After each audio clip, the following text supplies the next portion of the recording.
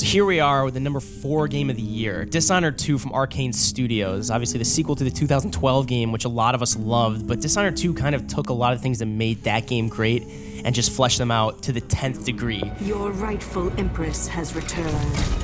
All hail the Empress Delilah, first of her name. Arrest Emily Caldwin and her father for the Crown Killer murder. What?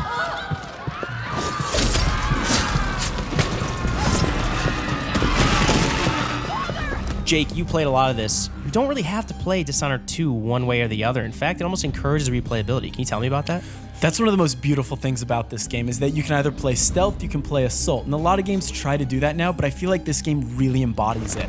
You can play assault, you can play stealth, you can play somewhere in between, and then from there you can get different powers that cater to each of these different play styles.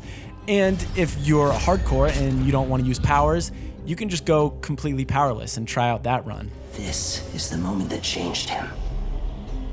Now it's your turn, Emily. Yeah, it leaves a lot of room for creativity between the powers you're unlocking, the gadgets you're kind of experimenting with, the world itself you're exploring the whole time.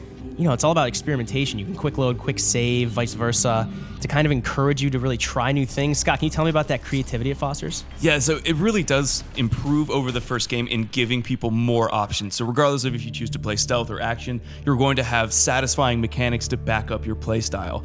Like you can perform non-lethal drop attacks now. You can like dive off a roof and choke someone out before they hit the ground, which is kind of awesome. So the fact that the studio has thought of all these different ways to accommodate whatever it is you want to do and giving you this just completely rich and diverse set of tools to play with and find different ways and combinations to, you know, utilize them in concert with one another is really part of just this mechanical richness that makes Dishonored 2 such a great game.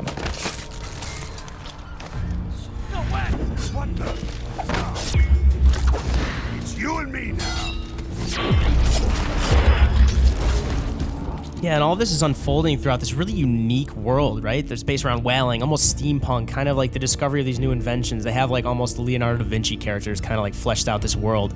As you're playing throughout Karnaca, where the game is set, it kind of really fleshes itself out well the more time you spend with it, with these little notes, these audio logs. Yeah, and to be honest, the story kind of faded into the periphery for me, but the thing that I took away most was this world and how expertly designed all of these levels are, and there's almost a story with everything you find. Like every little object seems to have some sort of purpose. Like whaling, for instance, you see a dead whale and that plays a huge role into the game. The whale oil is what kind of keeps this society running.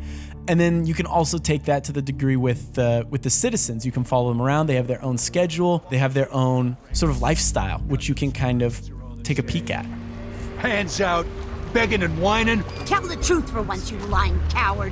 What did you make on this, Ramos? Say one. Yeah, when you're learning the kind of the roots of these guards or the, you know, the everyday routines that these people talk about and talking to their spouse or their friend or just someone that's passing them by, you kind of get the sense that this world has existed long before you set foot in it. And then that's exemplified by the level design, these sandboxes, like finding these ruins of these bone charms to make your character better.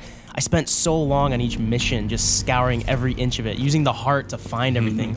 What you alluded to with the heart is exactly right. I mean, that's part of sort of the frustration, but ultimately the beauty of the way this game is built. I mean, so you have this heart with you at all times, and it will tell you when you are near a certain type of object, like a rune or a bone charm, these things that allow you to upgrade your character.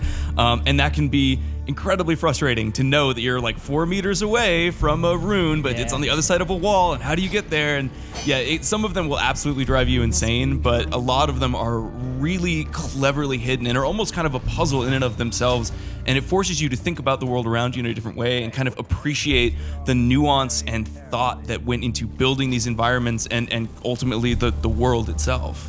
Yeah, Dishonored 2 is a masterclass in so many different areas. Level design, like its story isn't the most standout thing, but the way it builds its world, how it encourages experimentation, how it fosters creativity. Scott, you had said it was like that choice and consequence kind of first-person narrative adventure, and I think Arcane Studios has really nailed it with a sequel. And to stand out from the other games this year, you have to be pretty special, and I think Dishonored 2 really does that, and that's why it's our number 4 game of 2016.